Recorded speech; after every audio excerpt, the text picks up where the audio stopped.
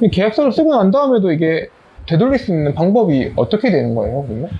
사실은 계약서를 쓰시면 돌리기는 정말 어렵습니다. 어렵다고 말씀드리는 게 불가능하다는 건 아니에요. 안녕하세요. 택배로 먹고 사는 남자 택맨입니다. 네. 오늘은 아주 특별한 분을 모셨습니다. 다들 제가 영상에서 지입사기에 관해서 몇 번 얘기했던 걸 보셨을 거예요. 저 또한 지입사기로 들어왔지만 계약서를 쓰고 나면은 이제 뭐 어떻게 할 수 없다. 운명 계좌먹기로 뭐 이렇게 계속 해야 된다. 이렇게 생각을 해왔었는데 이런 걸 처리해 주시는 분이 계시다고 얘기를 듣고 제가 수소문 끝에 정말 귀하신 분을 한번 모셔봤습니다. 김범수 행정사님이시고요. 네. 반갑습니다. 안녕하세요. 반갑습니다. 자기소개 한 번만 부탁드리겠습니다. 네. 말 그대로 김범수 행정사고요. 가수 김범수라 이름만 같습니다. 말씀을 되게 잘하실 것 같은데. 잘해야죠. 제가 이 말을 못할 것 같아서 큰일 났네. 뭐 지입사기 대부분 아시겠지만 정확하게 한번 소개를 해주시겠어요? 네, 일단 지입사기를 딱 한 줄로 정의를 하면 일자리를 매개로 앞에 보이는 자동차를 현저하게 비싼 가격에 판매하는 행위를 지입사기라고 정의할 수 있겠습니다. 네, 그러니까 차량 가격보다 훨씬 비싼 가격으로 차량을 판매하면서 일자리를 소개시켜준다는 명목하에. 그렇죠. 사실 그렇죠? 알바몬, 알바천국, 벼룩시장의 각 구인 광고를 보고 보통 당하시는데 이렇게 생각하시면 되겠습니다. 그 우스갯소리가 있잖아요. 질소를 샀는데 가짜가 있더라. 그런 것처럼 자동차를 샀는데 일자리가 끼어 있더라.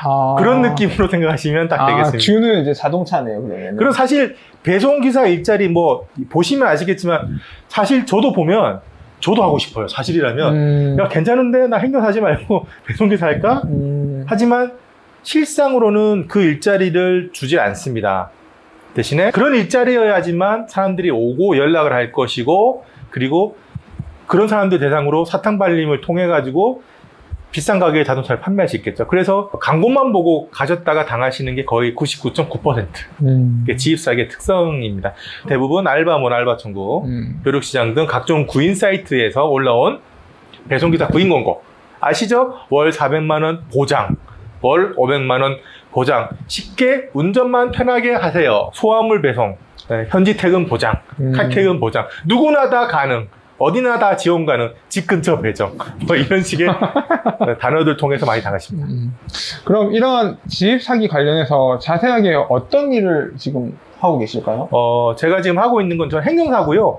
행정사를 잘 모르시는데, 행정사는 행정기관에 행정적인 조력을 요청할 수가 있습니다. 예컨대 진정을 요청한다든지 행정처분을 요청한다든지 불법행위에 대해서 이 사람이 불법행위, 이런 회사가 불법행위를 했으니까 조사를 해서 고발해 달라라든지 이제 그런 일을 하는 게 행정사인데, 저 같은 경우는 주로 중고차 환불, 중고차 동행, 지입사기 해결 같은 일들을 주로 하고 있는데, 구체적으로 이걸 하기 위해서는 행정사가 필요한 이유가, 행정사는 사실조사를 할 수가 있어요.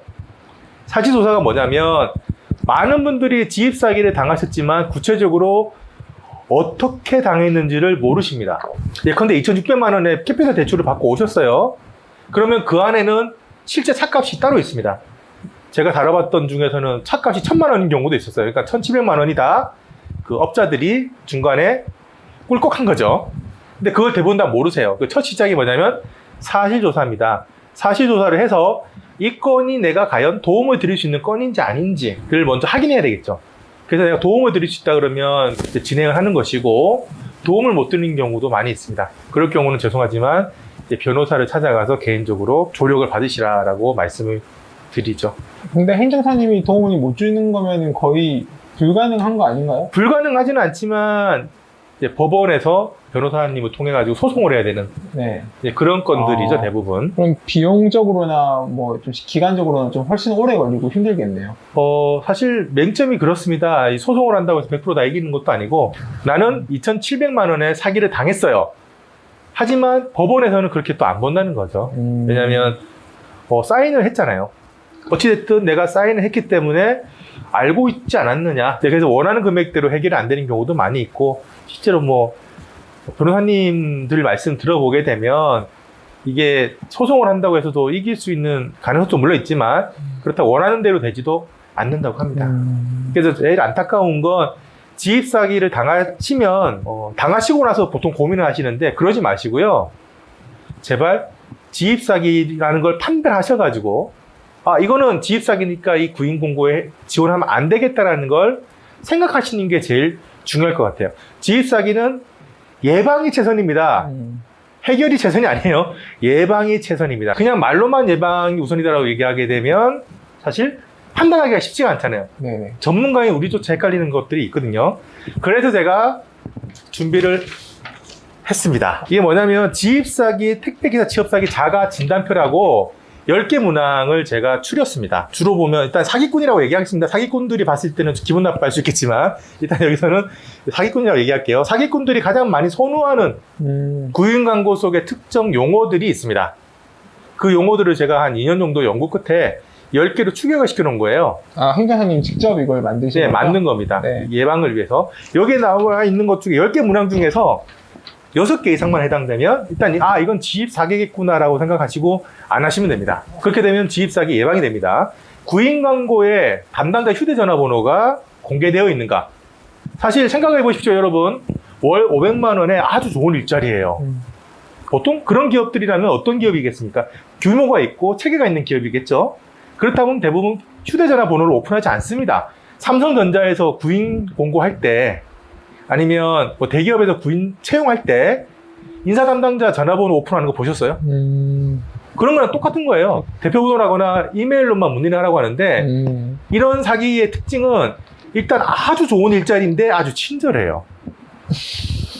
월 500만 원까지 보장을 하는데 이렇게 좋은 일자리인데 24시간 지원이 가능해요.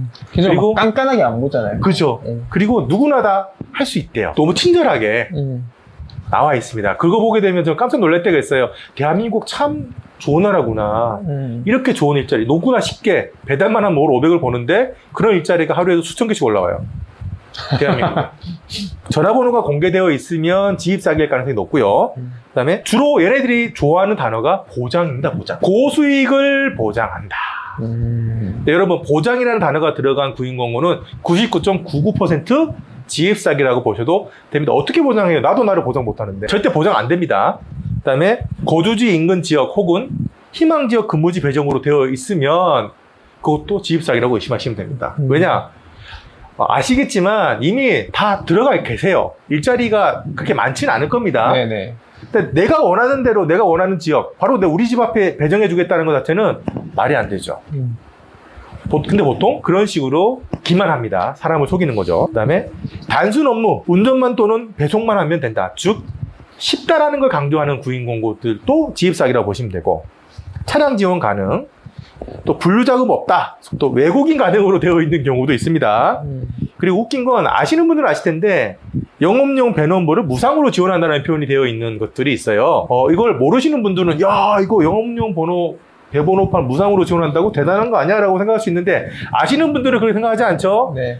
무상 지원이 당연하죠. 왜? 신청만 하면 되니까, 요건만 되면. 나라에서 주는 거죠. 그러니까요. 네. 근데 마치 이 업체에서 무상으로 지원하는 것처럼 교묘하게 설명을 해놓죠. 그 다음에 전국 어디든 지원 가능, 24시간 지원 가능, 이런 문구가 있으면 역시나 지입사기라고 생각하시면 됩니다. 왜냐하면 지입사기의 핵심은 다 필요 없어요. 이런 일자리 중요하지 않습니다. 일자리를 통해서 뭘 원하느냐? 중고차를 판매하는 거예요. 일단 중고차 파는 게 중요하다 보니까 일자리가 근사해야 되겠죠? 일자리가 근사해 올 거 아니에요. 오면은 이런 좋은 일자리가 있는데 일을 하기 위해서는 차량이 필요하네요. 그죠? 그런데 우리가 아주 좋은 차를 연결해 드릴 테니까 우리 차를 사세요. 안 그러면 일 못해요. 차가 무조건 있어야 되니까. 그렇죠. 그런데 그런 경우가 있어요. 나 차 있는데요? 제가 1토차 있는데 그걸로 하면 안 될까요? 정색합니다.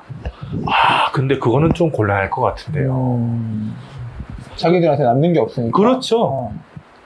그래서 지입사기의 핵심은 일자리가 아니고, 아까 말씀드렸죠? 질소를 샀더니 까자가 들어가 있다는 건 똑같은 거예요. 차를 샀더니 일자리가 다 딸려서 오더라. 그런 개념으로 보시면 되는데, 그 일자리가 좋은 일자리겠습니까? 절대 좋은 일자리가 아니죠. 제가 봐도 구인공고 내용대로면 저 밤에 새벽 배송하고 싶어요. 알바로. 그러면 근데도 지입 사기를 저희가 계속 이렇게 조심해라고 영상에서도 계속 얘기를 하고 하는데도 그렇게 많이 당하세요, 아직까지도. 그렇죠. 저는 이제 조금씩 점차 줄어들 거라고 생각했는데 행정사님 말 들어보니까 점점 늘고 있는 것 같아요, 이게. 이게 왜 맞습니다. 그럴까요? 일단은 처벌이 약합니다. 아, 사실 지입사기라는 게 어폐가 있어요. 지입사기라고 부르지만 사기죄가 성립이 안 됩니다. 많은 경우는. 자, 사기라고 경찰서를 찾아가면 사기가 아니라고 얘기할 겁니다. 보통의 많은 피해자분들이 경찰서를 가시는데, 아, 이거는 우리가 도와드릴 수가 없다. 아, 민사소송으로 가시라. 아니면은 구청을 찾아가시라. 뭐 그런 식으로 얘기를 합니다. 사기죄의 구성요건에 해당이 안 되는 경우가 많기 때문에 그래서 이런 것들이 많이 늘어나고 있고요. 처벌도 많이 약하고, 그리고 이제 무엇보다 이런 업체들이 많이 생기는 건 그만큼 이게 돈이 된다는 게 소문이 나 있기 때문에 그런 것도 있습니다. 사실 차 한 대 팔아가지고 중고차 딜러님들 같은 경우는 50만 원 남기기도 쉽지 않아요. 하지만 자, 1톤 중고차 1000만 원짜리를 2,700원에 팔아보세요. 그러면 중간에 이 광고했던 삐끼들, 그 삐끼가 소속되어 있는 운수회사랑 연결되어 있는 중고차 딜러 나눠 먹게 되면 차 한 대 SK엔카라든지 그런 중고차 매매 사이트에 열심히 올려놓고 전화 통화하고 이제 몇 번 만나고 그런 번잡한 과정 없이도 아주 쉽게 큰 돈을 벌 수가 있거든요.